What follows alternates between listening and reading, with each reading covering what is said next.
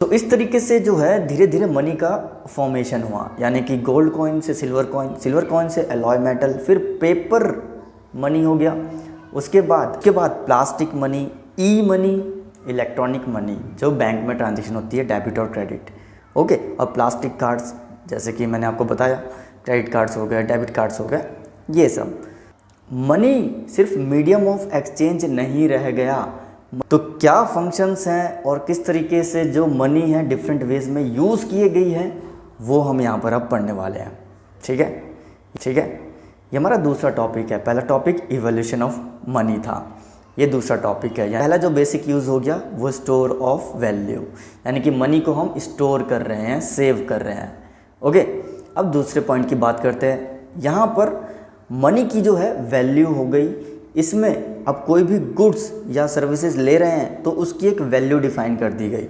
यानी कि बिस्किट जो है 5 रुपये का है, वो 5 रुपये का ही क्यों है, 10 रुपये का क्यों नहीं है, 20 रुपये का क्यों नहीं है, 50 रुपये का क्यों नहीं है।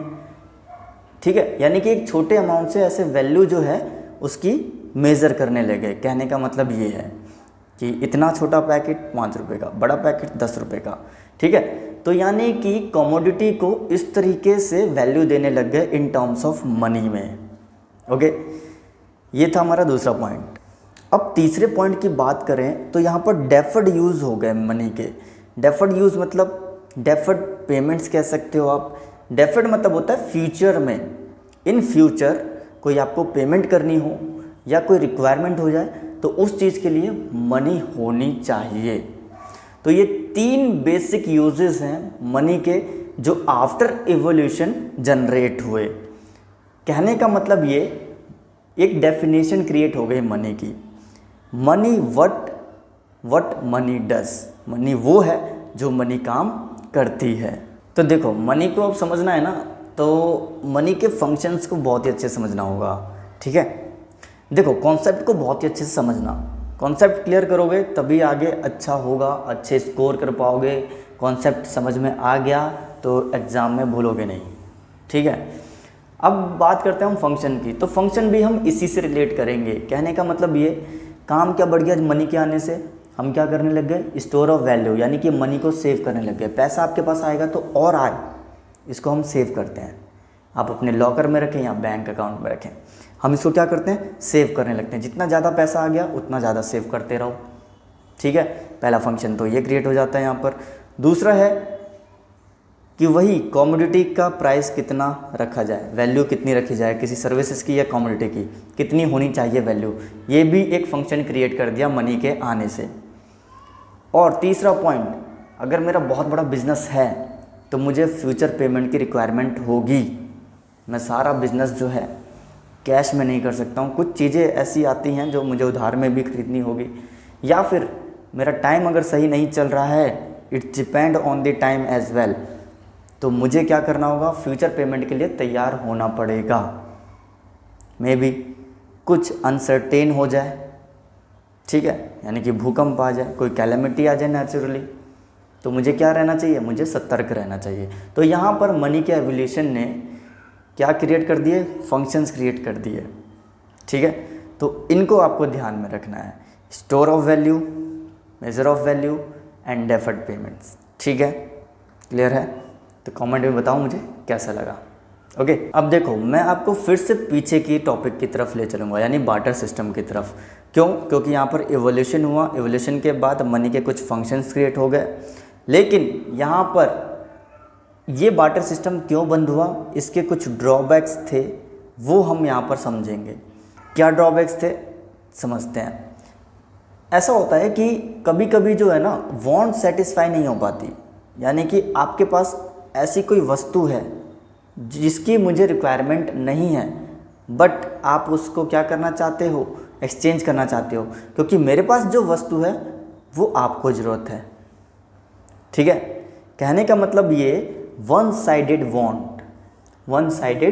वांट्स है यहाँ पर, यानी कि आपकी इच्छा है कि जो मेरे पास है वो आपकी हो जाए, लेकिन मेरी इच्छा ये नहीं है कि जो आपके पास है वो मेरी हो जाए। ठीक है, तो वन साइडेड वांट्स जो है यहाँ पर सेटिस्फाई हो रही है। तो यहाँ पर बार्टर सिस्टम अप्लाई नहीं होता। ठीक है, तो ये यहाँ पर जो है एक सर्टेन प्रॉब्लम थी। ठीक है, तो ये एक ड्रॉबैक हो गया, लेकिन इसको ख़त्म करने के लिए भी उपाय किए गए, इसका एलिमिनेशन भी किया गया। और एलिमिनेशन करने के लिए यहाँ पर इस सिस्टम को बोला गया डबल कोइंसिडेंस ऑफ बॉन्ड्स। देखो पिछले एग्जाम्पल की तरह मिलता जुलता है, यानी कि यहाँ पर चीज़ें अवेलेबल हैं, लेकिन हमें अभी जो है at the point of time bound satisfy नहीं करनी है। ठीक है, तो यहाँ पर बार्टर सिस्टम जो है काम नहीं करेगा। अब इसको एलिमिनेट करने के लिए क्या करना होगा, बॉन्ड क्रिएट करनी पड़ेगी। यानी कि अगर आपके पास गाय है, आपके पास घोड़ा है, ठीक है, तो रिक्वायरमेंट जो है दोनों को होनी चाहिए। यानी कि मुझे आपके गाय की ज़रूरत और आपको मेरे घोड़े की ज़रूरत होनी चाहिए, तब यहाँ पर बार्टर सिस्टम जो है अप्लाई होता है, अदरवाइज़ बार्टर सिस्टम अप्लाई नहीं होगा। तो ये ड्रॉबैक्स थे। ओके, अगर ऐसा होता कि मनी वहाँ पर अवेलेबल होती और आप अपनी गाय को बेच रहे होते बहुत ही कम रेट में, तो मैं क्या करता, तुरंत पैसे को खर्च करके उस गाय को खरीद लेता। लेकिन यहाँ पर एक्सचेंज ऑफ मीडियम मनी था ही नहीं। यहाँ पर एक्सचेंज ऑफ मीडियम क्या था, गुड्स के बदले गुड्स, सर्विस के बदले सर्विसेज। ठीक है, तो जब वॉन्ट्स जो है हम दोनों की सेटिस्फाई नहीं हो रही है, तो क्या बार्टर सिस्टम अप्लाई होगा, बिल्कुल नहीं होगा। ठीक है, तो पहला पॉइंट जो था डबल कोइंसिडेंस ऑफ वॉन्ट्स होना ज़रूरी है। चलिए नेक्स्ट बढ़ते हैं। अब नेक्स्ट बात करते हैं कि वैल्यू जो है ना वो कॉमन नहीं होती थी। कहने का मतलब ये कि अगर मैं आज के टाइम में आपके पास एक कार है, उसकी वैल्यू पूछूं मैं, तो आप कहते हो मुझे 5 लाख रुपीज़। ओके, आपने सामने से आंसर क्या दिया, 5 लाख रुपीज़ कार की कॉस्ट हो गई। ठीक है, और उस टाइम पर एक सर्टेन प्राइस बताना अवेलेबल नहीं था, यानी कि लिमिटेड रहता था यहाँ पर। यानी कि हम क्या करते थे, घोड़े के बदले घोड़े और गाय के बदले गाय। ठीक है, इस तरीके से एक्सचेंज होता था। तो यानी लैक ऑफ वैल्यू जो है हम वो डिटरमाइन नहीं कर पाते थे, वैल्यू की कमी रह जाती थी। ओके, जैसे एक फर्स्ट एग्जांपल दिया था मैंने, हाथी है और बकरी है, या हाथी है या घोड़ा है, तो कहीं ना कहीं मन में तो ऐसा रहता है कि मैं हाथी कैसे दे दूं। ठीक है, हाथी बहुत बड़ा जानवर है और घोड़ा छोटा जानवर है। लेकिन अगर यूजेस हैं, अगर यहाँ पर हमें बहुत ही ज़रूरत है, तो आप कर सकते हो। तो लैक ऑफ वैल्यू की कमी थी यहाँ पर, इस वजह से ये बार्टर सिस्टम जो है फेल हो जाता था। ठीक है, ये एक इसका और ड्रॉबैक है, लैक ऑफ वैल्यू। अच्छा, तीसरा पॉइंट क्या हुआ यहाँ पर, देखिए यहाँ पर मनी के आने से ना कॉन्ट्रैक्चुअल पेमेंट या फ्यूचर पेमेंट में आसानी हो गई। यानी कि हमने एक वर्कर को रखा, हमने कहा कि आज हमारे लिए आप काम कर दो, हम 1 वीक में आपको क्या करेंगे, पेमेंट करेंगे, तो ये रेडी हो जाता है। लेकिन सोच कर देखो, अगर बार्टर सिस्टम होता तो क्या होता, क्या ये पॉसिबल हो पाता, नहीं हो पाता पॉसिबल। क्यों, क्योंकि उसकी वॉन्ट्स को तो अभी सेटिस्फाई करना है। अभी वॉन्ट्स को सेटिस्फाई करने के लिए हमें क्या चाहिए, चीज़ें अवेलेबल होना चाहिए। अच्छा ठीक है, अगर मैं इस टाइम पर ये कह दूं कि आपने जो काम किया उसके बदले में आप एक चेयर ले लो, एक टेबल ले लो, एक चारपाई ले लो, क्या ये अभी पॉसिबल है, नॉट पॉसिबल। ठीक है, तो यहाँ पर क्या हो गया, डिफ़िकल्टी पैदा हो गई कि कॉन्ट्रैक्चुअल पेमेंट नहीं कर सकते, फ्यूचर पेमेंट नहीं कर सकते, और मनी के आ जाने से ये पॉसिबल हो गया। तो बार्टर सिस्टम का एक ये भी ड्रॉबैक था, यानी कि लोगों को डिफ़िकल्टी होती थी फ्यूचर पेमेंट करने में। ओके, अच्छा, मनी के एवोल्यूशन से हमने स्टोरेज भी कर ली मनी की, यानी कि मनी को स्टोर कर लिया। ठीक है, लेकिन बार्टर सिस्टम में देखा जाए तो हम स्टोर क्या कर सकते थे, हम गुड्स को स्टोर करते थे। गुड्स स्टोर करेंगे, लेकिन यहाँ पर एक डर भी बना रहता था। अगर सपोज़ आप स्टोर कर रहे हो कोई अनाज, गेहूं आप स्टोर कर रहे हो, तो कहीं ना कहीं आपको डर रहेगा कि यार कहीं गेहूं में जो है घुन ना लग जाए, गेहूं मेरे ख़राब ना हो जाए।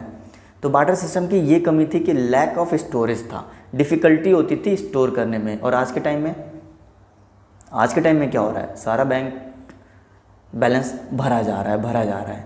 ठीक है, यानी कि जो भी मनी आ रही है सेविंग्स के लोग पहले सोचते हैं, पैसा आने से क्या सोचते हैं, अब तो मैं इस महीने इतना सेव कर लूँगा।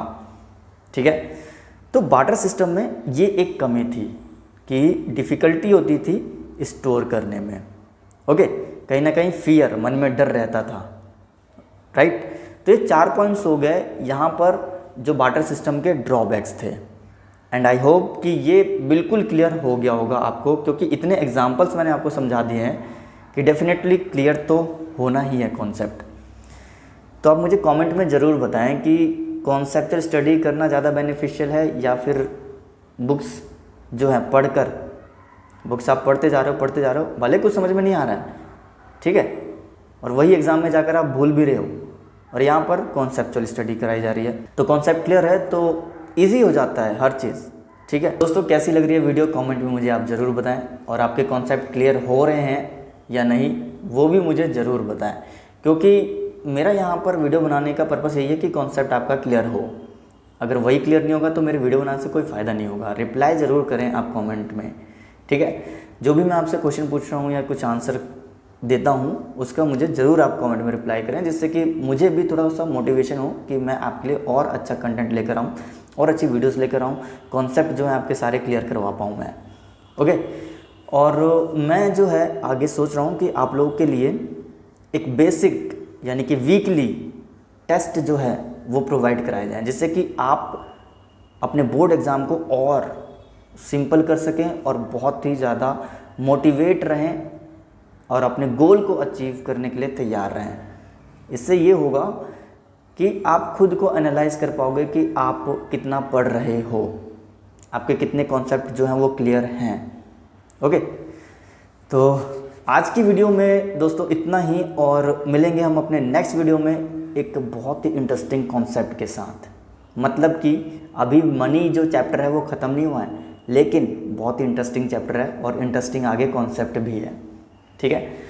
तो लास्टली मैं यही कहना चाहूँगा, अगर वीडियो अच्छी लग रही है तो लाइक करें, कमेंट करें, दोस्तों के साथ शेयर करें, और इस चैनल पे नए हैं तो सब्सक्राइब करें ज़रूर, ओके। लाल वाले बटन को क्लिक कर दो, बेल आइकन को भी प्रेस कर दो, जिससे कि वीडियो की नोटिफिकेशन आप तक पहुँच जाए, ओके।